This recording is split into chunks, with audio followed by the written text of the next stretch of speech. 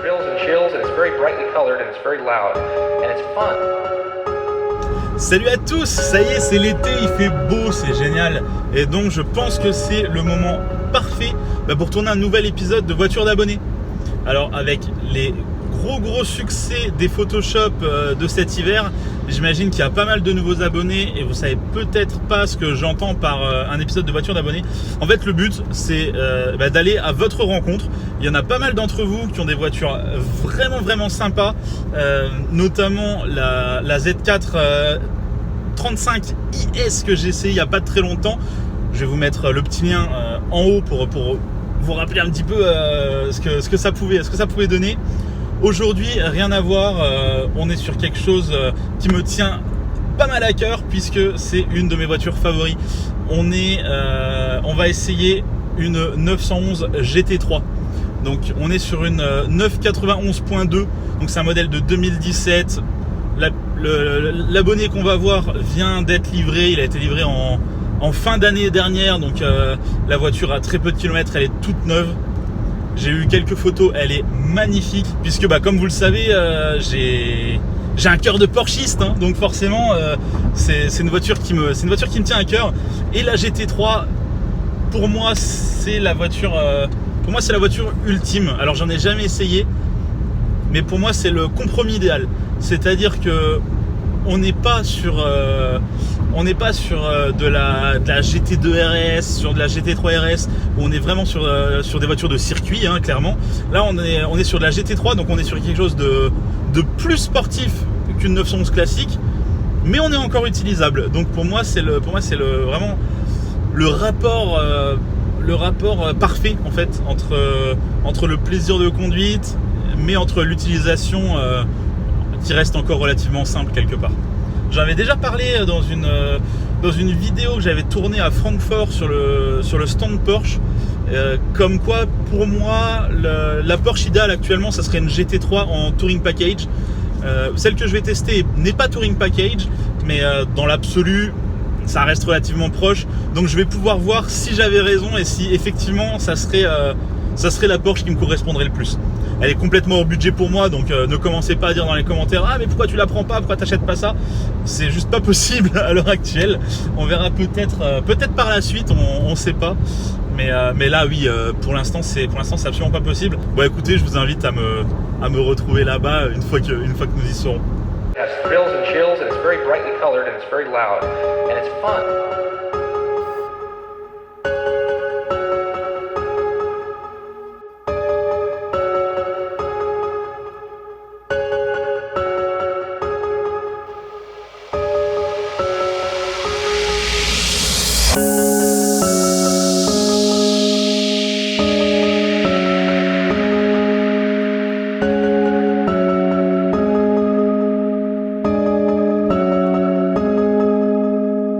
Some people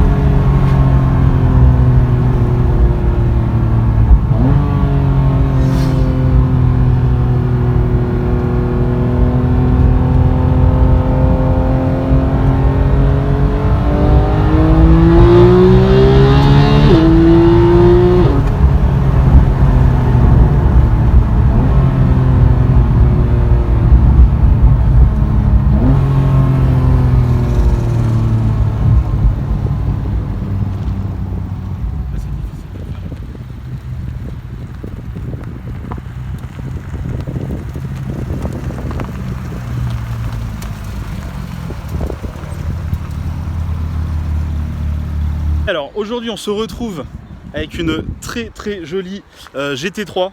Donc vous savez que bon, c'est une de mes voitures préférées. C'est marrant, dans l'intro je vous ai parlé que on prend une GT3 qui est peut-être un peu moins radicale qu'une GT3 RS, qu'une GT2 RS. Et celle-ci a été configurée vraiment pour faire du circuit, hein. On n'a pas les sièges à l'arrière, on a le gros arceau, on a les baquets, donc on est vraiment sur une config très très très course. Au niveau du thème esthétique, on est sur du blanc, du noir et du rouge. Uniquement cela. À l'intérieur, on a le pack carbone, on a un pack Alcantara, c'est de très très bon goût.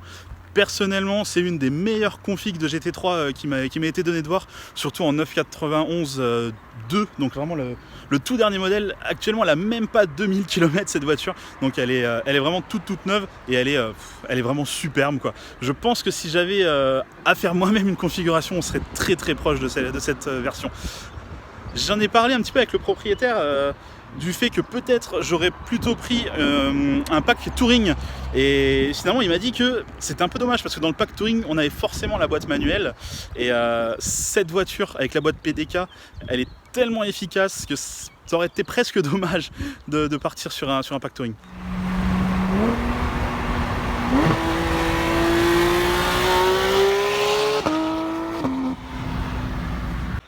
Une autre de mes interrogations qui a obtenu réponse, je me suis souvent demandé si par rapport à un GT4, une GT3 avait de l'intérêt.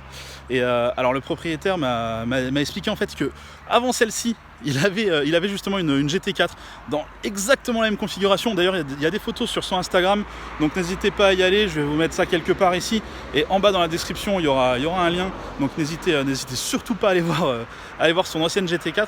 Mais du coup, par rapport à une GT4, puisque lui il a pu essayer les deux, cette nouvelle GT3 est beaucoup plus efficace, notamment par rapport au fait qu'on a les roues directionnelles à l'arrière qui aident énormément. On est aussi sur un véhicule qui est beaucoup plus large, donc forcément la tenue de route s'en voit améliorer, et finalement on ne ressent pas vraiment le manque d'équilibre qui moi me faisait peur avec le fait d'avoir le moteur à l'arrière du véhicule par rapport à une position centrale sur une GT4. Après avoir fait quelques courbes dans les petites routes de forêt, comme vous avez pu voir sur le début de la vidéo, on a décidé de l'emmener se dégourdir un petit peu les jambes sur l'autoroute. Moi ça m'a permis de filmer un petit peu en extérieur et surtout de me rendre compte à quel point cette voiture a une présence sur la route. C'est assez impressionnant à suivre. C'est vraiment pas comme une 911 classique. Une GT3 en impose beaucoup plus. Vous savez que pour moi le design c'est très important, et là vraiment la présence qu'elle a sur la route c'est vraiment superbe. Quelque part c'est autant un événement d'être à l'intérieur que de la suivre, quoi.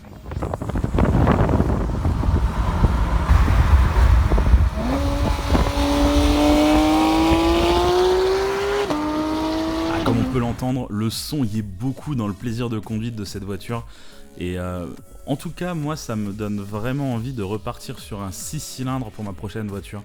Clairement, c'est impossible pour moi de passer sur une 718 après avoir entendu un 6 cylindres qui ronronne comme ça. C'est juste pas possible. Alors, petite précision, les musiques qui ont été utilisées sur cette vidéo viennent d'un des abonnés, donc je vous invite à aller voir son SoundCloud qui est juste en dessous. En même temps, je fais une petite pub pour le Discord. Le lien est également dans la description en dessous, hein. Venez discuter, il y a du monde, c'est assez sympa. Et petite pub pour un ami à moi, ami photographe qui se lance un peu sur YouTube et qui fait de très très belles choses puisque les images sont d'une qualité assez impressionnante.